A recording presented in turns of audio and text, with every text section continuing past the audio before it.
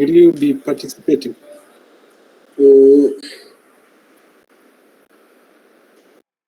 Not really. So Isipe might be participating, but I personally might not be participating. Okay. Yeah. Do you plan to host? We'll also be hosting a small university this year. Okay. Yeah, so we were actually speaking with Dr. Torre, and she was actually looking for trainers, and I remember during the one last year you were the main facilitator. Was it Mike supporting you guys and Paseli? Yeah, it was Mike and Paseli and yourself.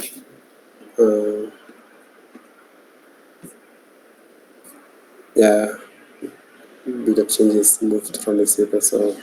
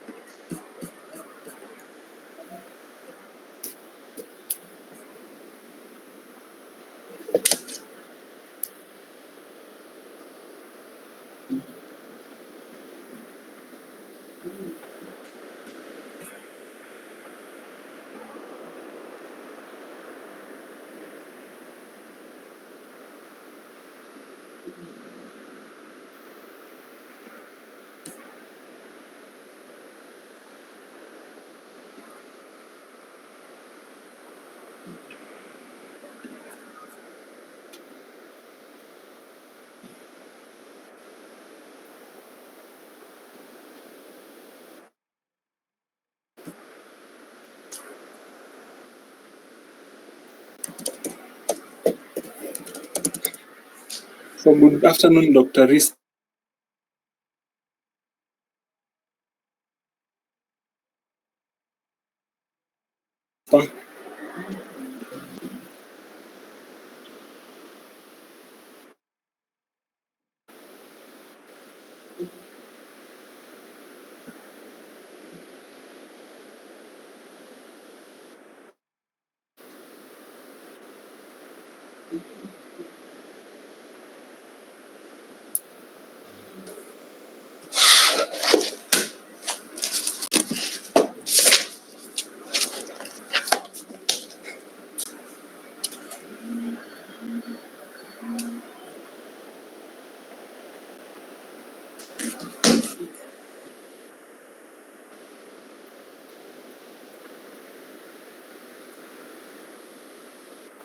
Dr. Rispa, can you hear me?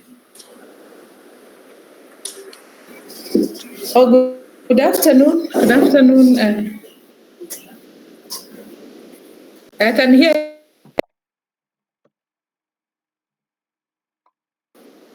Yeah, we are doing okay. I just wanted you to greet us here in some way. Come again, Whitney. Sorry, I think I didn't get you. Come again, please. Okay, so it was just a greeting before we begin the meeting. Okay. Yeah, so I had indicated that we should begin at 4:05, and right now it's 4:06, so I guess we're going to begin. Okay. Yeah, so the rest of the members will join us as the meeting progresses. Okay. Yeah, so in the meantime, I'll start with brief introductions. So myself, I'm Whitney Nicanor Mabui. I'm currently a fourth-year junior student here at Moi University. And aside from that, I'm the chairman for the research club, MUREC, here at Moi University.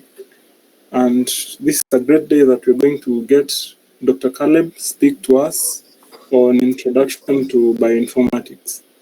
Yeah, so other brief mentions. Yeah, we have the leaders here from the MUREC team. We have PL Panther, we have Alvin, we have Ruth Mwangi, among others.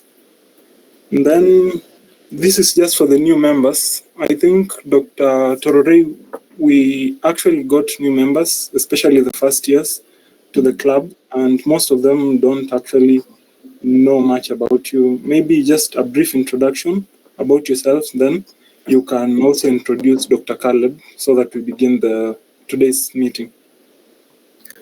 Okay, thank you very much, Chair of the Research Club, Whitney. I must say you are doing a great job as a club, and thanks for organizing everything for us. I also want to thank Dr. Caleb for accepting to give us a talk. I think this will be the first one this year. So thank you very much, and we are really proud to have you here. We are privileged actually to have you for a talk today. So for the new members, my name is Rispa Torore. I'm a senior lecturer in the Pathology Immunology section. My office is in MTRH building, room 109, for those maybe who are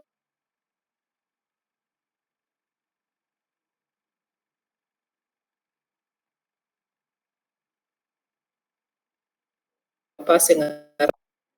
We have not met the camera, and yeah, maybe if we meet in the corridors, you can say hi. So thank you very much for joining the club. Feel welcomed, and I know together we'll learn a lot and do a lot in this club. So please allow me now to introduce Dr. Caleb. So Dr. Caleb is a bioinformatician, a bioinformatics research, a lecturer, an open science advocate, and a mentor. Currently, he is a bioinformatician at IAVI, that is International AIDS Vaccine Institute. He has a PhD in bioinformatics from Rhodes University, South Africa. In addition to that, he teaches bioinformatics at Pwani University and previously worked at ISIPE, that is International Center of Insect Physiology and Ecology in Nairobi. Caleb has a very, very interesting and impressive CV. As in 2021 to 2020, he was Mozilla Open Science Fellow. He developed a research data management framework for resource-constrained regions. He is also a member of Dryad Science Advisory Board, maybe I'm not pronouncing that correctly, and a board member of the Open Informatics Foundation. Caleb is passionate about open science and reproducible bioinformatics research. He's a founder of OpenScienceKE Kenya, an initiative that promotes open approaches to bioinformatics research in Kenya. He is also involved in bioinformatics capacity building through Human Hereditary Health for African Bioinformatics Network and East African Network for Bioinformatics Training. So we are really honored to have you, Dr. Caleb, and I now say welcome to give us this talk. Please welcome.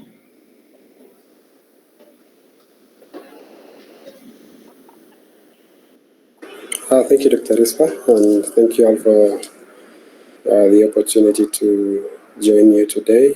I don't know if you can see my slides. Yes. Okay, perfect. So, yes, thanks for the introduction, and thank you for the invitation to have this conversation about bioinformatics, but I'll just call it towards a vision. And, the vision is what you're interested in, and I'll cover a little bit on aspects of career pathways and some of the things that propelled or guided me in the journey that I've taken. So I think already this has been introduced. That's who I am. Additionally, I enjoy hiking and mapping trails and taking others in that journey. And I think that's one thing that I've been quite passionate about. But this is my journey, the journey to science and the journey to bioinformatics as a whole. So, born and raised in Kenya, in I think since you guys are in Eldoret, so the area of Chepkoria and the rest. That's where I come from. Studied fully in Keyo, went to St. Patrick's Return for high school, and then now pursued BSc in biotechnology at Kenyatta University. So my science interest more or less started in during my in high school. Actually, I was interested in science, and specifically I was interested in getting into medicine, so you guys are probably closer to what I was interested in. But I wanted to remember having written in my locker back in high school that Dr. Kibet, that was my plan, and was in medical as a medical doctor. Yeah, because I don't think I had an interest in getting a PhD at that point. But then I ventured into, and then my interest also started shifting a little bit towards, after results came out and so forth, started shifting also towards computer science and a little bit of telecommunication stuff. But then I didn't get into the degree programs on those specific areas. So I ended up doing a biotechnology at Kenyatta University, and it is within that area that my interest also in mentorship and capacity building started. When I was in high school, we established a Kenya High School Science and Technology Empowerment Program, and we were going to various high schools and providing, empowering students, or just more or less piquing their interest in science and technology. Then did an attachment at National Biosafety Authority. This was more towards the policy areas of genetically modified organisms, and the rest of biotechnology is more or less more interested in just making use of life and science, more or less like living things for the benefit of humanity. So it could be bacteria to making use of modifying the genetics of plant or an organism for some benefits, or using genetic modification and genetic engineering for medical purposes, usually the rest. So yeah, that's where I was interested. But it was during my second year or thereabout that someone did mention, or they talked about bioinformatics, and I saw that as a proper marriage of my interest in mathematics and science and computer science and the biology that I was already involved in. And therefore, later on, I did an internship at ICIP, and this internship was more or less specifically focused on bioinformatics. So this internship was a bioinformatics internship, and this came about. I'll talk about that in a bit in more detail if we have time. But this internship came about since I was interested in bioinformatics. Around that time, I started reaching out to mentors and people who are in that space to get to learn more about bioinformatics. So what is bioinformatics? How can I venture into this space? What kind of skills should I be acquiring at this stage of my career? So it's always never too late to start a particular journey. But since I knew for all the last two years of my undergraduate, anyone who knew me knew that I was interested in doing a master's in bioinformatics. And yeah, that came through. I managed to do an internship immediately after my coursework, and went to through that internship at CPA, I was able to get an opportunity to study MSc Bioinformatics at Rhodes University in South Africa. And then later on, that directly also opened an opportunity to get a PhD in bioinformatics at Rhodes University. So I did back-to-back MSc, then PhD immediately afterwards. And I secured a National Research Fund in South Africa scholarship for non-South Africans, scholarship that's given to like 1% of non-South Africans. So there were only around 1% who received that, and I think I was the only one within Rhodes University who received that scholarship for the the PhD. And it's within my PhD that now my interest in data science and open science, I picked up that interest in data science and open science, and I'll maybe just cover a bit on that as we go along. After my PhD, came back to Kenya. I was interested in actually always coming back home to be involved in research and teaching. But my interest has always been within research, and more specifically just something that has. I remember when I was doing my PhD and I was thinking about what kind of a researcher would I like to be, and I saw that my interest was more in less about teaching. Teaching is interesting and I love teaching, but I was always interested in getting to do research, but also not just any kind of research, but research that has an impact, translational research that you can see changing lives and having an impact on the people that you work or the society and the people that you're working with, that you're doing the research for. So I did a bit of teaching before venturing back to research at ISIPE. So became a bioinformatician at ISIPE. So bioinformatician, I'll cover that a bit at ISIPE, and then within that period, got a fellowship, a very competitive fellowship, and a Mozilla Science Fellowship, and that also gave me a great opportunity to really venture into research data management, the area of research data management. The fellowship was more focused on research data management, developing a research data management framework for resource-constrained settings, getting to understand when we talk about open science, when we talk about research data management, how can we tailor some of those well-established best practices in the global north for our resource-constrained settings, whereby we are constrained by the amount of time that any researcher has. They have teaching responsibilities, they have research, they have marking exams, they have a family, they have a whole lot of things, plus looking for funding.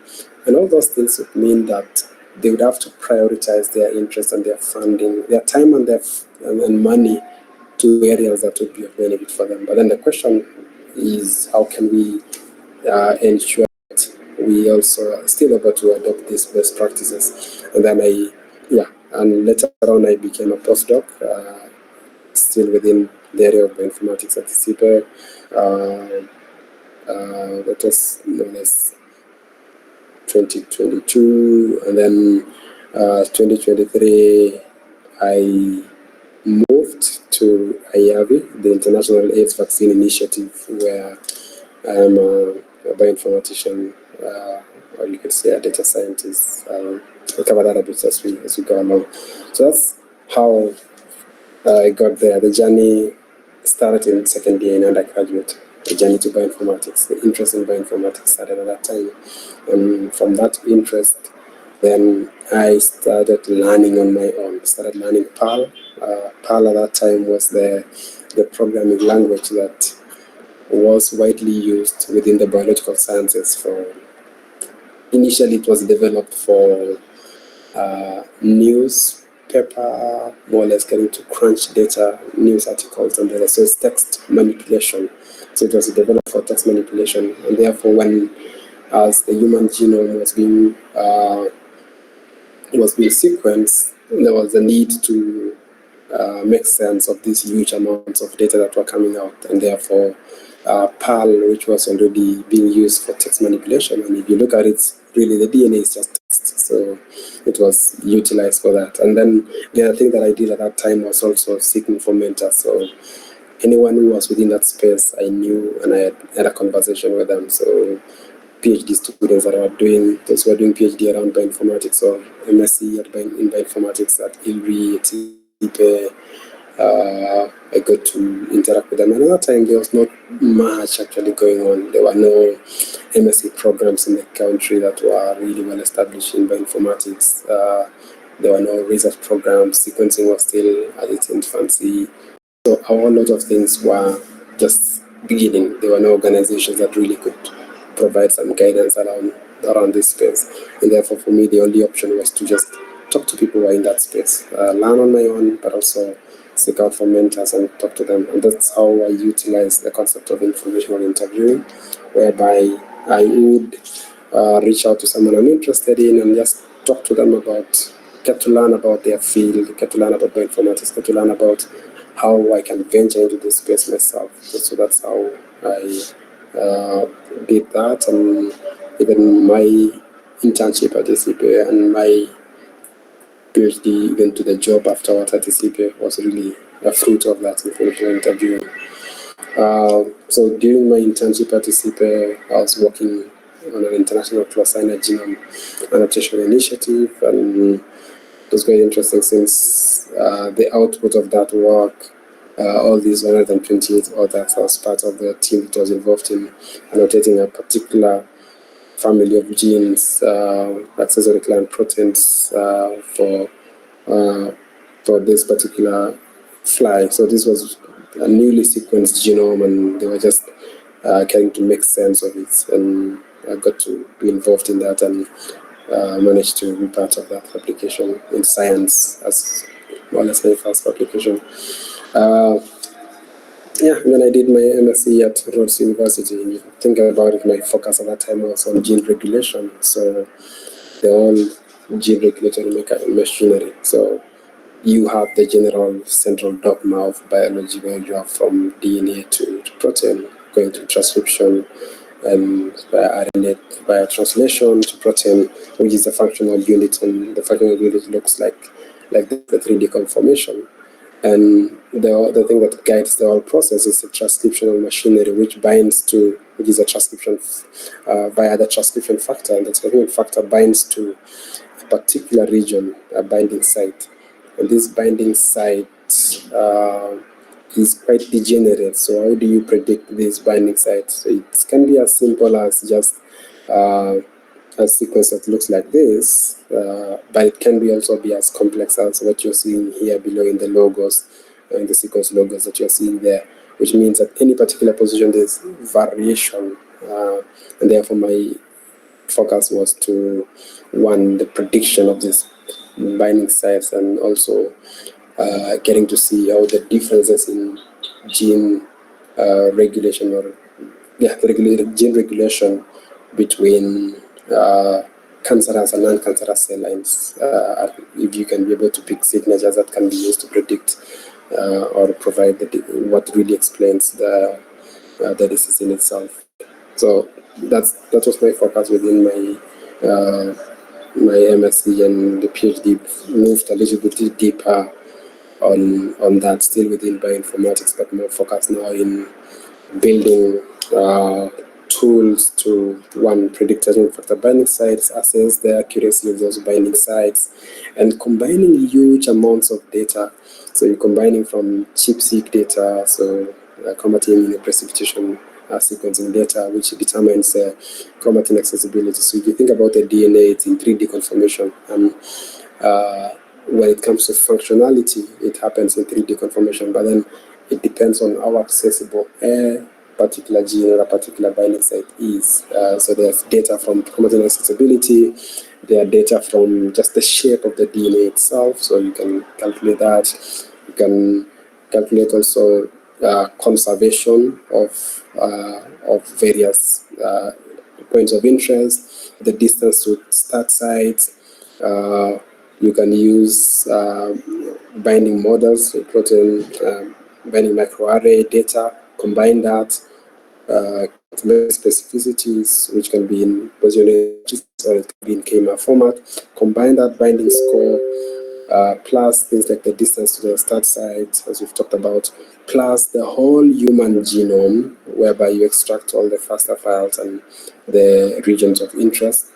Combine all these into now a model which utilizes various features now, the accessibility, conservation, the shape, the distance, the motif score, to predict now the transcription factor binding sites using these huge amounts of data. So you're talking about really huge amounts of data being built into the model, and then now you use machine learning in that process. this was just one of the components. The other component was developing the tools for motive assessment, developing some web frameworks for users that may not have access to the command line and so forth. So this was my PhD, so focused on tool development, algorithm development, and really machine learning and data science.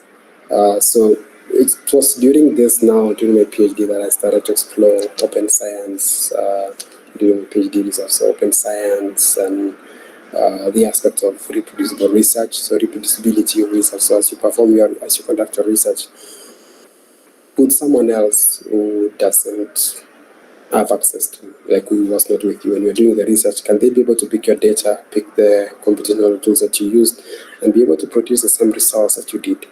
And that leads to the aspect of really how you manage your data, how you build your software, and how you share the software and the data, and even how you describe the analysis methodology in itself. So being able to provide as much detail as possible to facilitate reproducibility. And this became really quite a passion of mine during my research, and also the aspects of data science. I started getting involved in hackathons and challenges like the Dream Challenge, where we were utilizing, also just competing to see if we would be able to build a machine learning model that works best. Started following interesting people, it's all about learning from people on Twitter, now it's called X, and so forth. So it was all about picking up skills and learning. So when I came back, and now the interest in open science, I formed a group now to promote. It was a group of scientists, researchers, and students, and the focus was to promote open science practices. So these are aspects of openness, aspects of collaboration, aspects of reproducibility, and that was specifically within the bioinformatics community in the country, and starting in Nairobi, moving across. As a bioinformatician at CPE, my responsibilities was to lead and support really cutting-edge bioinformatics research, so support research, data analysis, capacity building, and genomic data management, which are specific areas. And some of the components that I think some of you now are quite aware of is the training component. So within the H3 Bionet, involved in introduction to bioinformatics training, intermediate training, NGS, and the number of trainees are way more than that now. There is the MSc Bioinformatics at one university via A&B, first widely involved in, that came to an end, but is now going on under the DAD scholarship or sponsorship, and then the residential training, which was a component of this. So I was leading those components. Now there's a new program called the Data Science Initiative. It's called ENESA. It's now still under CPE, but now specifically focused in data science. And then just in-house training, and we had a incubation program which really was involved in training just those who just completed undergraduates and they're interested in bioinformatics, and we'd start them off from scratch to become really close to experts. And majority of the trainees, I think we had around 5 cohorts, more than between 20 and 30 trainees, and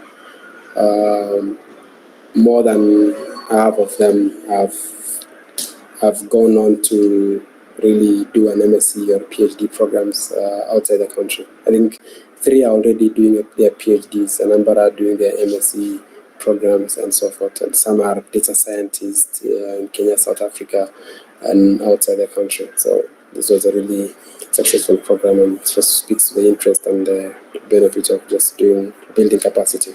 Then the other aspect was carpentry and machine learning.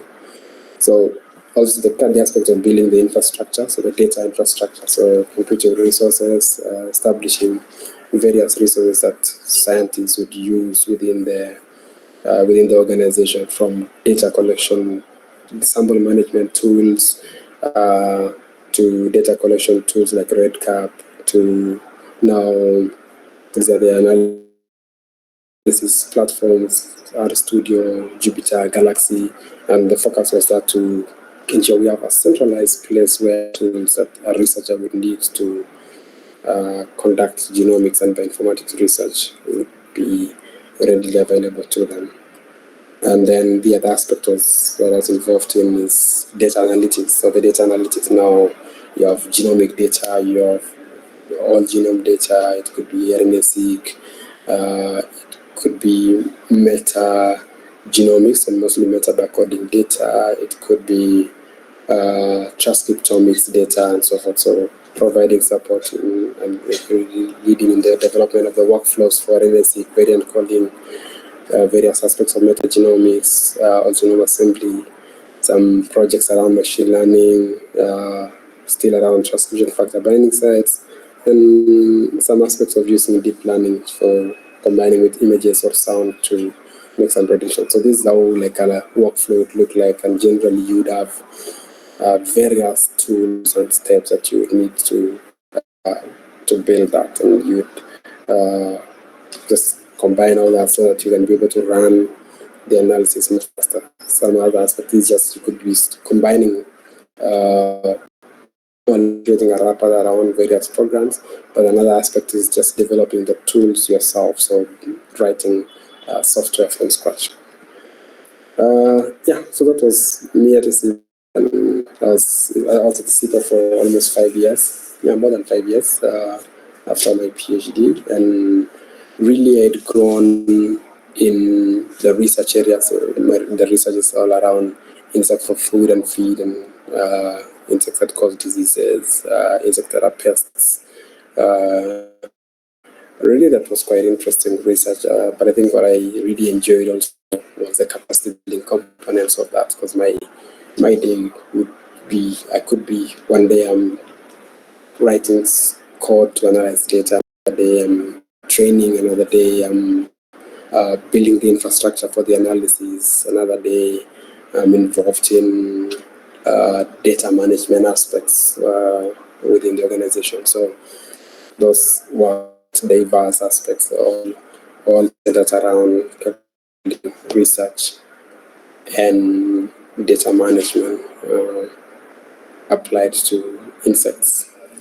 And yeah, I had learned and grown to a level that I felt that it was the best time to move to the next steps. And yeah, I moved on to IAVI, which is an International AIDS Vaccine Initiative, which really they're interested in translating science into global health impact. And just keep in mind what I mentioned at the beginning of my interest in conducting research that has a translational component and a component that's closer to having an impact. And within IAVI, we're involved in really not just about doing research, but translating those scientific discoveries into affordable and globally accessible public health solutions. And IAVI has been around for more than 25 years, headquartered in New York, but we have now the IAVI Africa, which is an independent entity serving the whole of East, Southern, West, and Central Africa. And this is where I'm based in the Nairobi office for this. So initially they were involved in vaccine, HIV vaccines, but they've also leveraged the expertise from HIV into TB, Lassa fever, Ebola Sudan, a number of other emerging infectious diseases. So you can see is HIV, TB, emerging infectious diseases, and any of those neglected tropical diseases. And remember, it's interested in not just the commercial aspect, but it's the aspect of translating into really accessible, or the globally accessible. So remember, when COVID hit, in as much as there were vaccines, they were not as accessible to everyone, and that was a problem. So there are offices all across.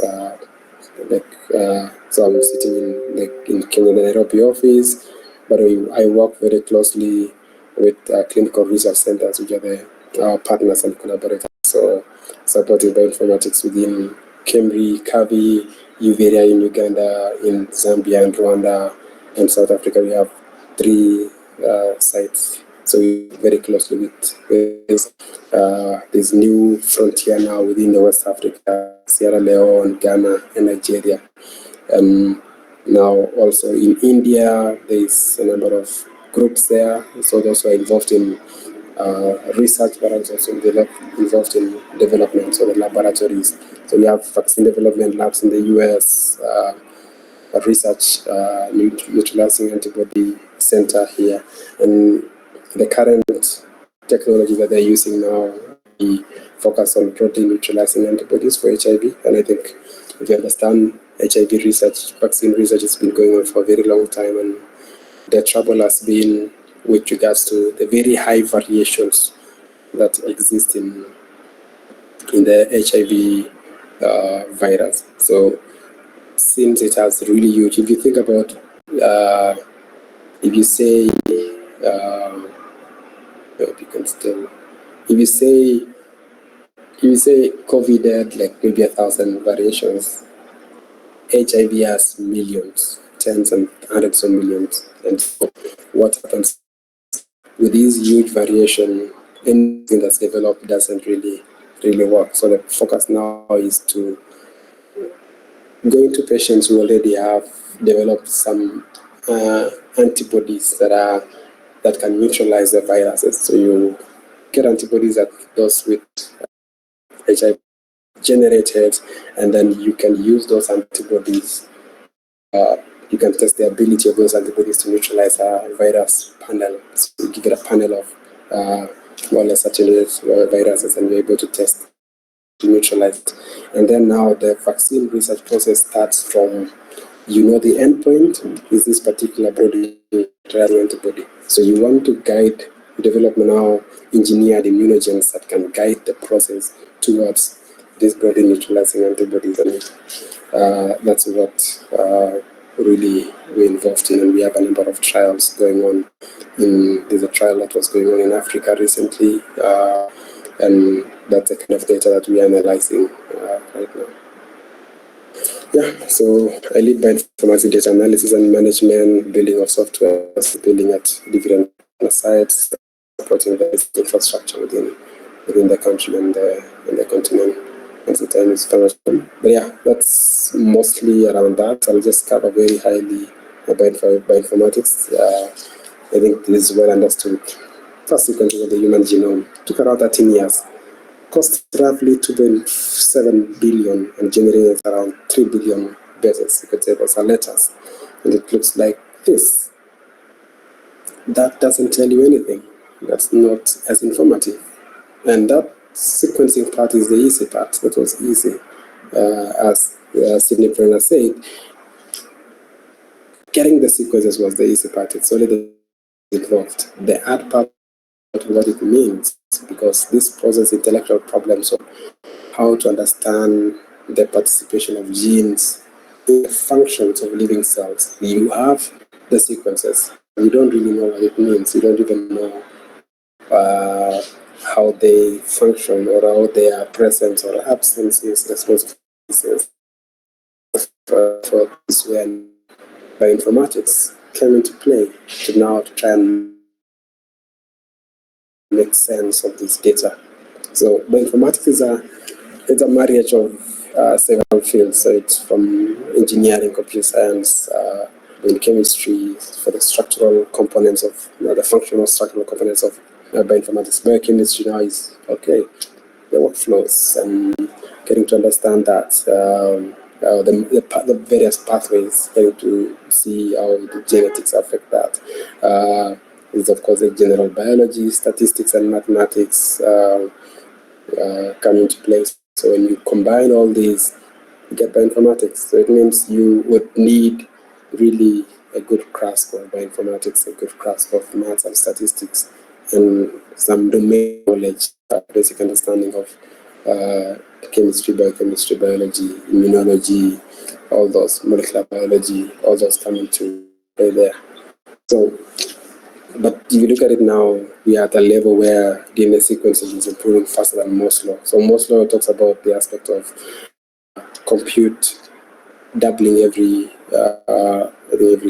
2 years. But then now if you look at the cost, is reducing even much faster than the Moore's law there. And that really speaks to the huge amounts of data that we are generating within the genomic space now, with all the MinION sequencing, the cost of sequencing going down, which means you have huge amounts of data. So it's no longer about making sense of the data, but it's making sense of huge amounts of data, not just a single data type, but also the diverse data sets. So being able to bring in transcriptomics, omics, genomics, bring on board metagenomics, bring on board B-cell receptor sequencing, which is now what we do for these, bring on board viral sequencing, all those aspects, bring them together and try and make sense of it. Try and inform health practices or decisions. Try and move as we move towards personalized medicine and the rest. So all these now, it's we're dealing with huge amounts of data, has big data, and that's why you're talking about really bioinformatics being a data science. As you can see, my title is really, there's no difference. Bioinformatician stroke a data scientist, so you could use any of those. And I think I spoke about this complexity of all that. That's where my research has always been situated, but now it's moving towards now immunology and really being involved in clinical trials. I use computational tools to do that, but also algorithms, involved in algorithms and tool development to facilitate and support research around all these spaces.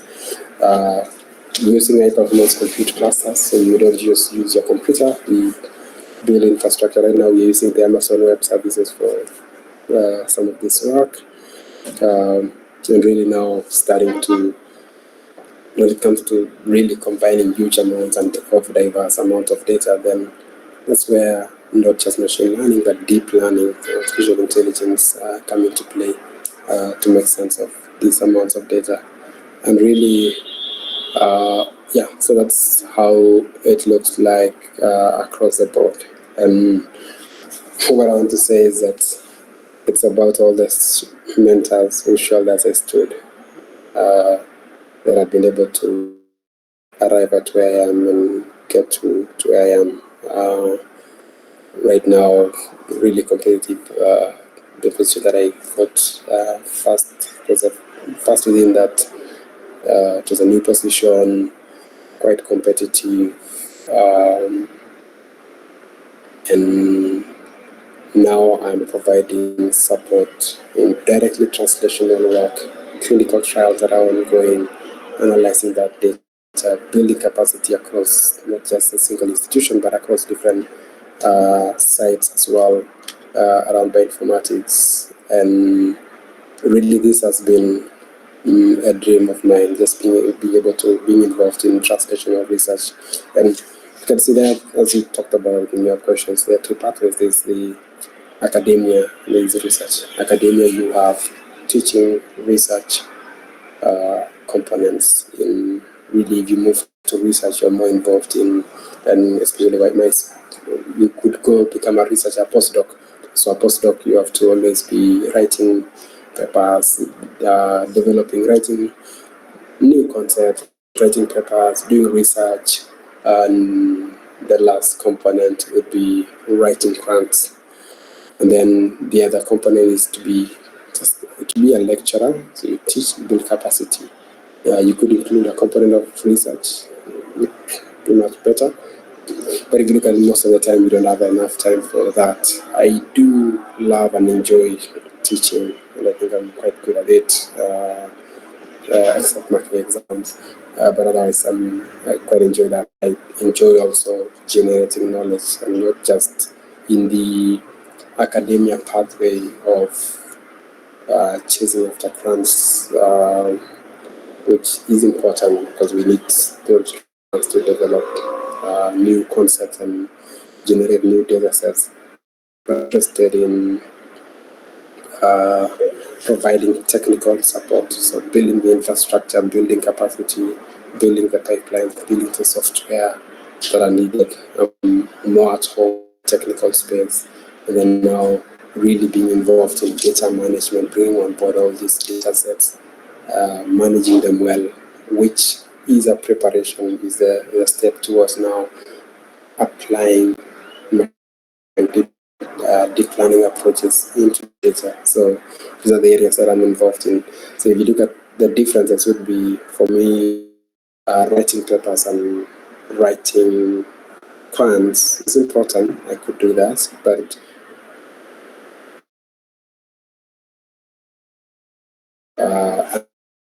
I'm more focused on teaching, and their job is quite secure. At research, the job is packed on really research funding coming in throughout, and it's also important for where this come in.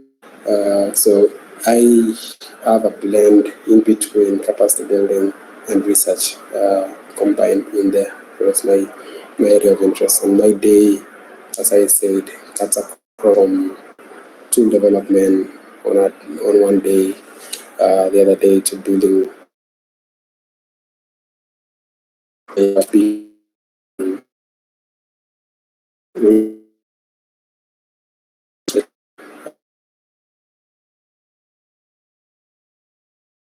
and so forth. Right. Start and share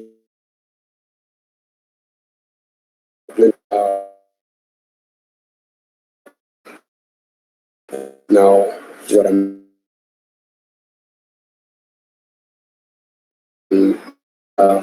at some point also there was a mentorship session or capacity building where I was now liaising with bioinformaticians in different zones of Africa, Kenya, working with them on showing them what I'm doing and later on training them on how they can use it.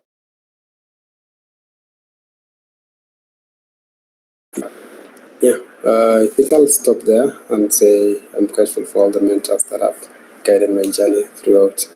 And apologies, I think we've gone over time. Yeah.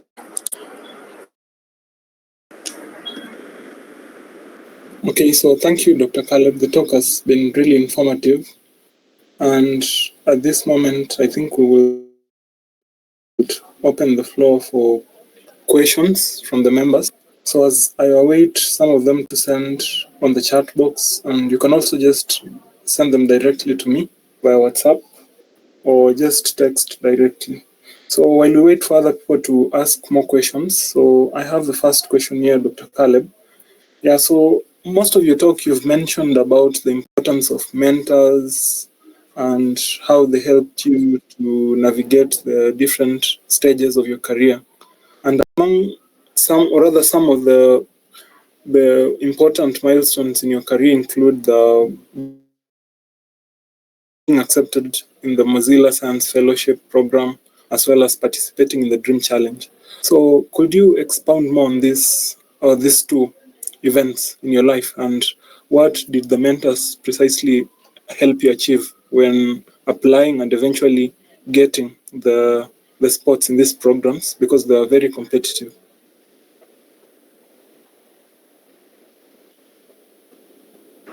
Thank you for the question. So, with the dream challenge was not a competitive aspect. It was more of a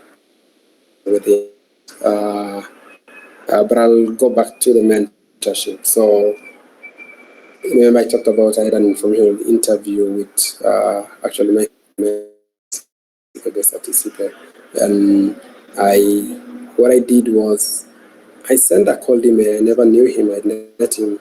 Send him a cold email. I said, hey, I need 10 to 20 minutes of your time. I want to learn more about bioinformatics. I'm interested in this field. Would you be able to speak with me? And took a number of emails, and I was able to secure an appointment with him, and I taught that. Learned from him, just learning on the space of informatics in the country. What are the prospects? What should I be doing? Who should I be talking to? And through that, he was introduced to other people, and ultimately the internship program, and wrote a really recommendation of really to join the MSc program at at Rhodes University. And throughout that, you can see there's a mentor that really showed me this is the pathway, opened an opportunity for me, the skill, recommendation, and all reviewed all my application documents and that of IT. That's that way I was able to get into that program. MSc program. Fellowship, the same thing. The concept that I wrote went through a number of mentors to review and ensure that it's of high quality. The concept that I'm proposing is quite sound, and ensuring that I cover all the bases when it comes to that. So the mentors have been all the supervisors at PhD level, providing recommendations and continuous guidance. And a mentor and sees your strength and ensure that they put you in an environment and a position that enables you to prosper. So they create opportunities, they create environments, they create spaces that allow you to do that. So if you look at my PhD supervisor, I did the same. I've been in computer, created an environment for me to do that. When I was doing my PhD, and allowed me to venture into areas that I was interested in, machine learning, data science, and so forth. And the project could, we could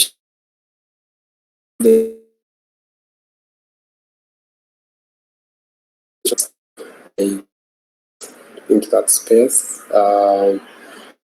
And ultimately for the Mozilla Fellowship, yes, mentors have always been quite critical. I would say it's really important for any one of us to ensure that you have someone who can really understand you and provide guidance into the direction you want to take in your career. Okay, thank you for that. Yeah, then I have the second question here. So someone is asking, at ERV where you work, are you currently only focused with the broad neutralizing antibodies? Yeah, or are there other approaches that ERV is exploring in trying to formulate for the AIDS?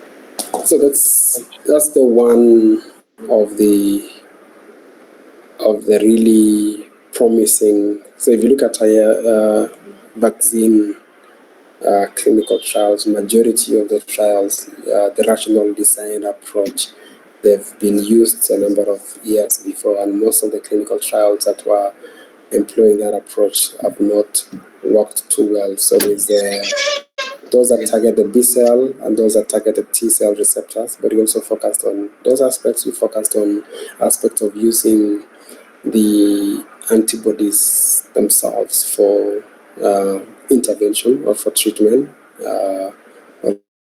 almost like an ARV, and then RSV approach, especially when it comes to the emerging diseases. So they use the RSV approach for so Lassa fever, Ebola, Sudan, and so forth. Those are using a dip. But for research right now, the vaccine candidates that are in place, that are in the pipeline, employ the BNAP approach, which is called the germline targeting approach. Okay, yeah, thank you for that. Then can you expand a bit more on the germline targeting approach?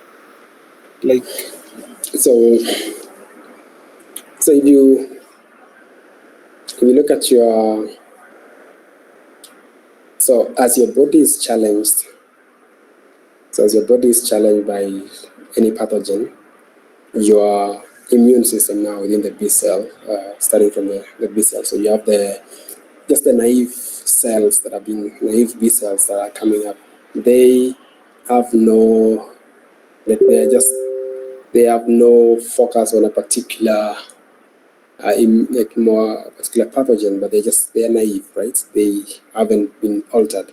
And within the B cell, you have now various genes. So you have the V, the D, the J genes, And these VDJ genes, they combine in different formations to generate an antibody. But now, through that journey of generating an antibody, you want to create an antibody that target a specific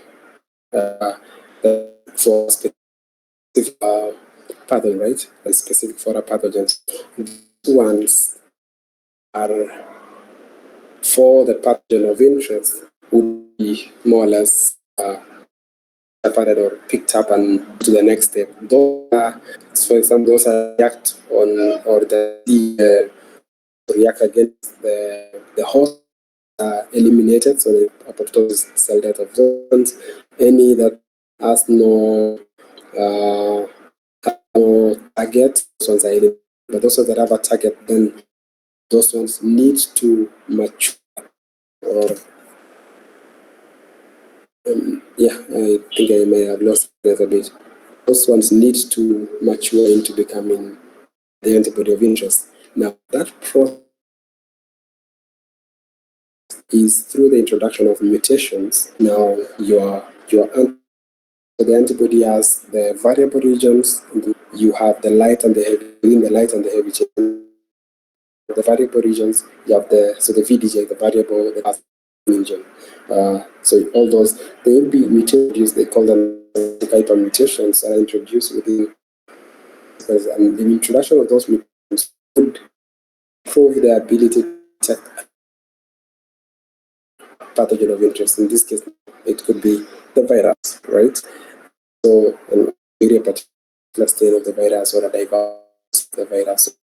Since you have the viruses and comes in different varieties, you have an antibody that can work across a number of viruses. So when you see a neutralizing antibody is an antibody, but now if it can neutralize just things,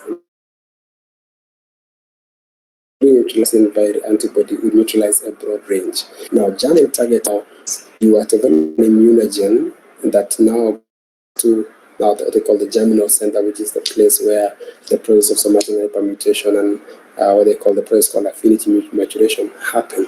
So you create an immunogen that would prime or would select for specific B cells that you are interested in or that have that you're interested in, and then now you start introducing mutations that will specifically lead to an antibody.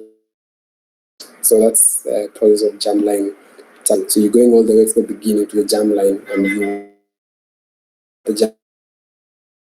to try and force it to generate or produce antibodies that you're interested in, or you prime it to generate the B cells that you're interested in with specific mutations on, and then moving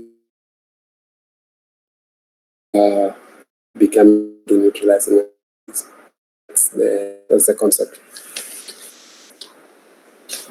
Okay, that's a really interesting approach. So is it really being pursued with the development of vaccines in other scenarios aside from, let's say, AIDS vaccine development? Is it being used in other sectors?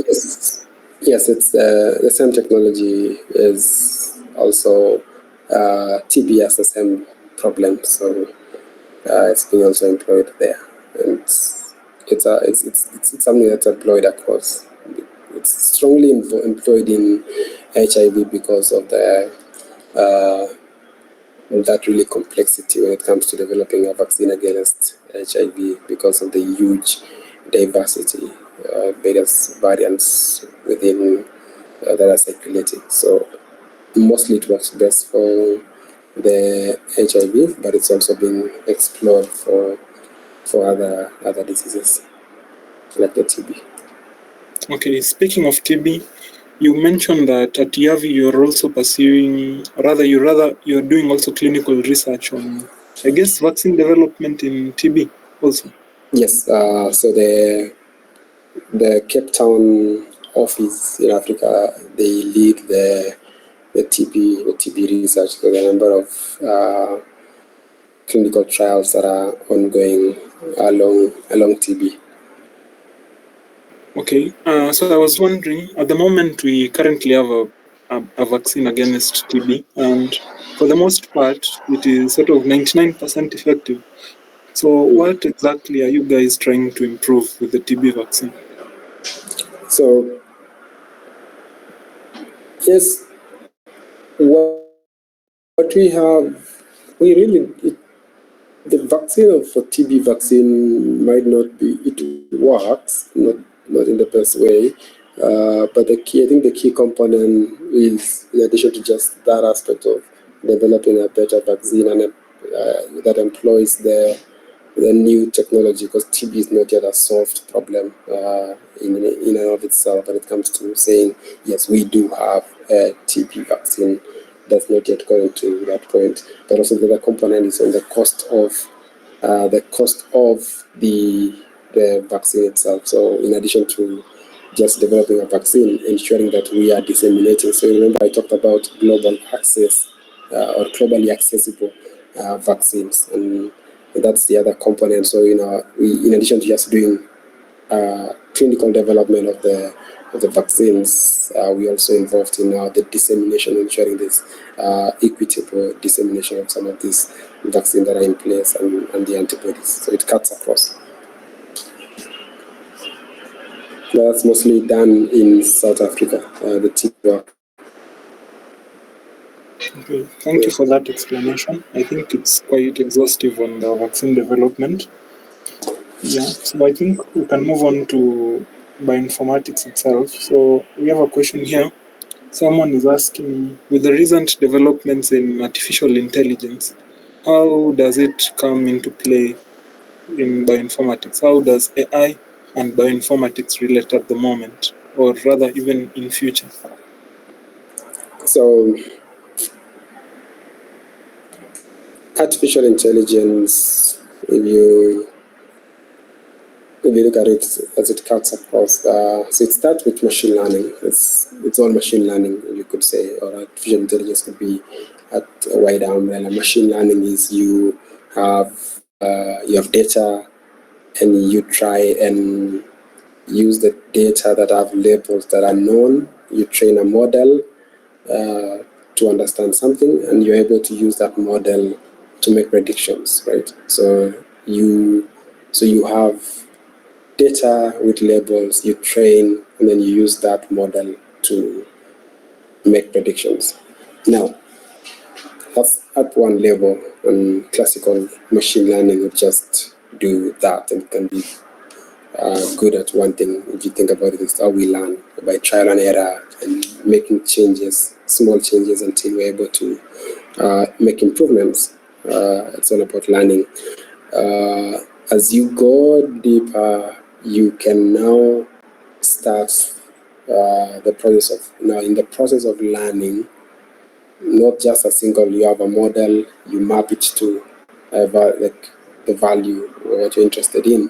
In this case, the process of mapping from your data to the prediction, there are a number of what they would call hidden layers in the middle that go through a number of processes, and there's always slight improvements and changes and so forth that happen within that. So that now what they call deep learning.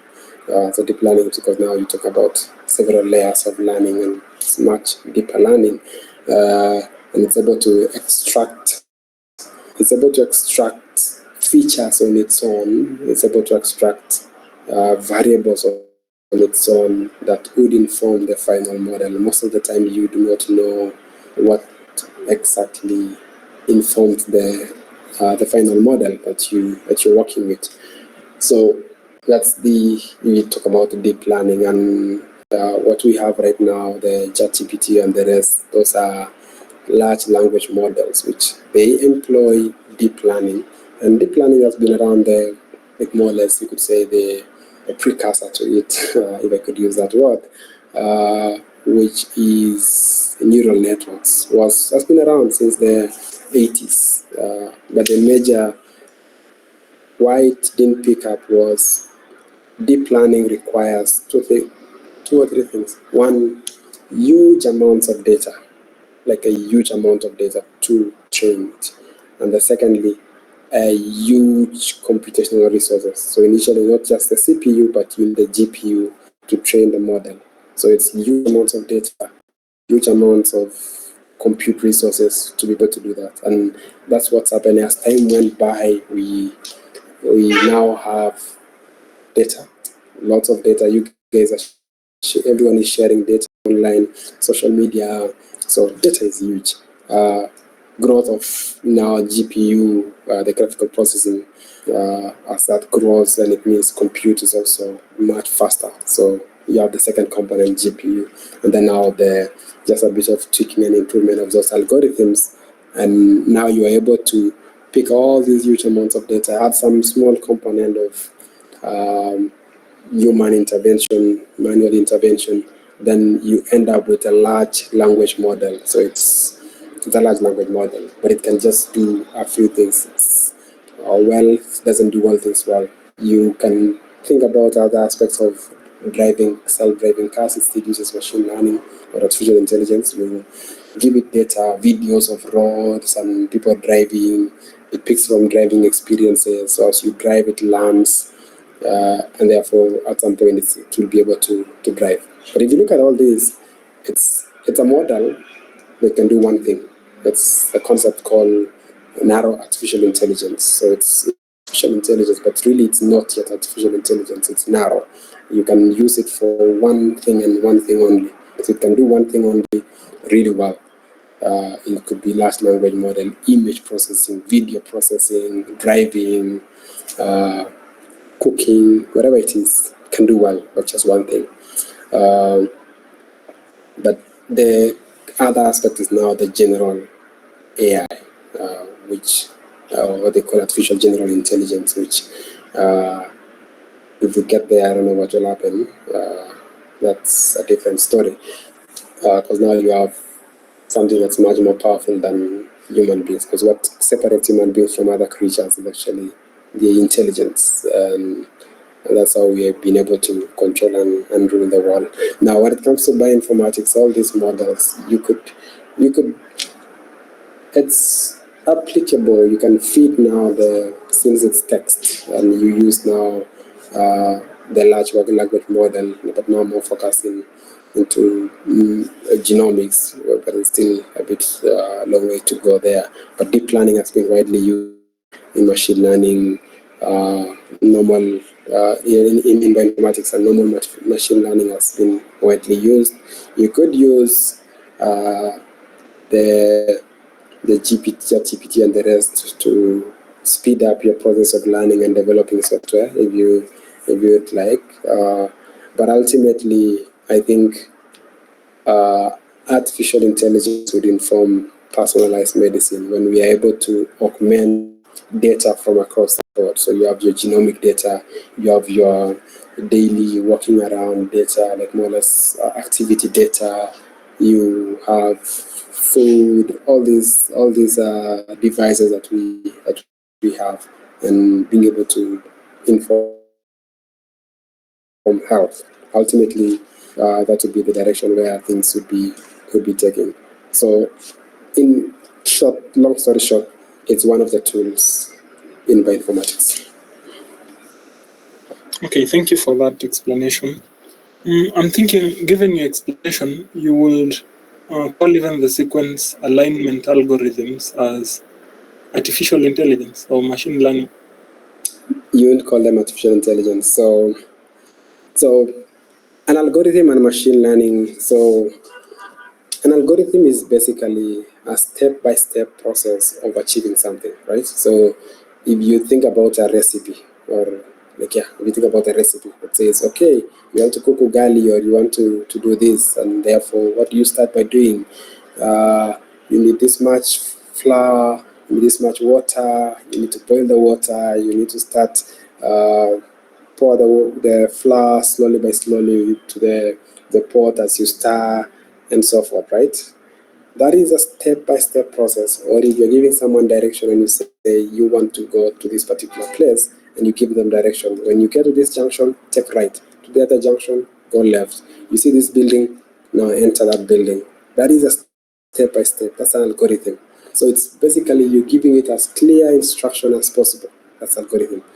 Machine learning is there's less intervention from the user. What you're doing is you're telling it this is the data and these are the labels. Learn from it. How can we say if you give it different features, like say, oh yeah, the height, or give it someone's health behaviors, or their income, you give them give maybe the education level, and you're told predict the success of this person. Or so what you do now is you get people who are successful plus their features, and people who are not successful plus their features, and then you give it to the machine learning model and tell it, can you predict? So it learns from this data that you've given it, and now if you give it new data, it would be able to make those predictions without your intervention. So that's the difference between machine learning and an algorithm. So from that definition, then a sequence aligner would just be an algorithm as opposed to being machine learning or artificial intelligence. Thank you for that clarification. I think we have a final question here, which is actually non-scientific. So someone is asking, given that you mentioned you like hiking and trailing, so what is the most exhilarating hiking trail you've been to and that you would recommend for someone to go and hike? So depends. One, the best views, Chile is hands down best views, best camping place. So if you're that direction, if it is any of the Aberdairs, if you want a challenge, any of the Aberdare range trails would give you sufficient challenge. If you want a beginner stroke challenge, month long or not, would be good. Those who are in Eldoret, there is not too many. You could do the escarpment, Mugomet, all the way. Move from the escarpment at the top, you move down, you move to Mugomet. My cousin in Eldoret does the tour guiding. So if you're interested in going for a hike in Eldoret, I can link you up to my cousin and no, not my cousin, my nephew, and he'll be able to take you. So if you're in Nairobi, reach out to me. I will guide you to a hiking that's near you. Thank you for that. Yeah, it's been nice knowing the different places to go hiking. And we'll definitely try out a hike trail here with your cousin. I'll seek the number from you later on, then we can arrange something. Absolutely. So I think there are no more other questions. So probably let me invite Alvin to give us the vote of thanks and we can call it a close.